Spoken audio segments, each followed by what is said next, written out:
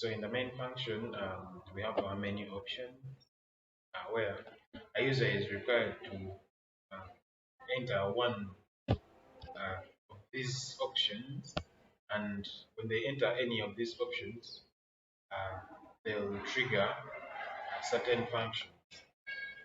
So when they enter option one, they will trigger the greet function, option two, display function, option three, update function, option four, read function, uh, and the other ones, as my members have said. So I have the function declarations app since I wanted to define my functions below the main function. So I had to define them uh, up. I'll begin with the create function. The create function, as my other colleagues will talk about it. So it's the one that is supposed to create a new student entry. So it begins with creating a binary file and opening it, and uh, then of course adding the students to it. But then we use uh, an array of student structures. We defined our array as student information, and so it's the one that is being written. So after creating all the after entering all the fields, so it's the one that is being written to the binary file. Use binary file for creating because it was easy um, to retrieve and display on the terminal. Um, and then, as we shall see in time, option 7 was to export to the CSV file. So this one will enable us get information from the binary file that is displaying it on the terminal. Get that information. After getting that information, store it in the CSV file, and then get the CSV file, get the binary file, name it the CSV file, then delete the other one, such that now you have only one CSV file where the, the administrator can view the changes they have made. So that is a create function. It helps you enter. It helps the users enter the code, rather enter the details they want to put in the file. And then we have option 2, which is display. So this one, as we've said, this function enables the user to pick the information from the binary file, because at this moment we assume that the user has not yet sent it to the CSV file. So it's kept in the binary file, and then when at a time they want to export it, they'll export it. So this function helps us display the data in a tabular format on the terminal. So it will display the name first, the registration number next. So these ones are the spacings. So you have a space between the name, a space between the registration number, a space between the date, and a space between the program code. So it will retrieve one by one from the structure. Of course, we use the dots, and you can use the arrow, but we use the dots since we uh, wanted to make the code precise.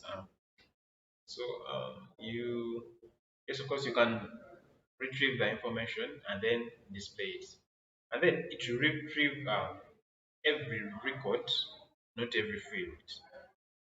It will retrieve every record that is being entered and display it in the tabular format. Then we have the update function. So what this one does, it's like it creates a temporary binary file. So when the user wants to, it's like this. When the user says they want to update a certain part of the student, maybe name, maybe the registration number, maybe the tuition. So when they want to update that, what it does, it creates a temporary binary file and then takes that information that the user has provided, the one that is being okay, the updated information, takes it, it saves it in a temporary file, binary file. So when the user uh, clicks done, they, it will then get the other information in the binary file, the original binary file, put it in this temporary file, delete the other one, and rename this binary file the name of the original. So it's like it will take the information, store it temporarily in a binary file. So because a user may, on the way while making the update, say, I don't want, like, let me stop there, and I don't, okay, let me cancel the operation.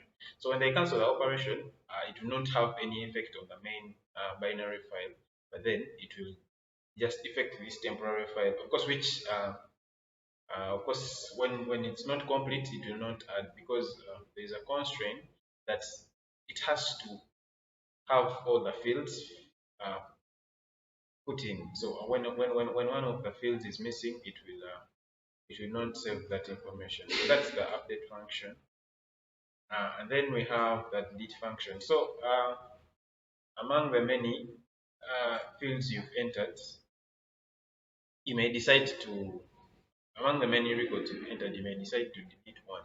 So what it does, also here, it also creates a temporary file, but with all the other information in the original file. Delete one, the one that you've selected. When you save the changes, it will take the information in the temporary file, put it in the original binary file, and then save it, and then you don't have issues. So that is deleting. So when a user wants to delete, they'll ask them for a registration number of that particular student that they want to delete. So when they enter that registration number, they'll be prompted to assure or to confirm that they want to delete. So if they confirm that they want to delete, meaning they have confirmed that the temporary file they have created, the data that they have removed from the temporary file, because this data is now kept in the temporary file. It is now the valid information, the valid data that should be kept in the original file. So it will be put there and then renamed the original file. So for this case, we use studentinfo.bin. And then we have the search function. So this search function helps the user search for particular student depending on their registration number. So if I want to say search for Haman, I'll enter the name, the registration number of Haman, and then they'll pick that information from the binary file, display it on the terminal for the user to see. So you can search by two fields. You can search by a registration number or name, because it's not most likely that everyone will be remembering the student numbers of every student, but then at least the name, they can get a wide range of students, and then they'll find the particular ones they are looking for. Yeah, so but when you use a registration number, of course, since it is a primary key, for this case, it identifies each student individually. So if you use a registration number, it will retrieve only one record, that is for the student that you're searching for. And then we have sorting. So sorting, we have two options in sorting. You can sort by name or registration number. So sorting in itself, it was a big function. So we had to break it into two, where you have sort by name, the function called sort by name, and then another function called sort by registration number. So here they are. So this is sorted by registration number, where you enter the registration number and then it will display. No, when you enter sorted by registration number, it will display all the students according to their registration number. But then it will display them in order. And then sort by name. For this one, it will list all the names that are there in the program, uh, in the files, in the CSV file, and then display it on the terminal. So that is sorting. And then we have exporting. So this one enables the user to export that binary file that we had, that we've been using all along, because it is easy to work with. So what it does, it will take that binary file and then rename it to the CSV file, and then open that CSV file in append mode, meaning whatever you put there at first will not be overwritten by whatever you put there at last. That is it for our code.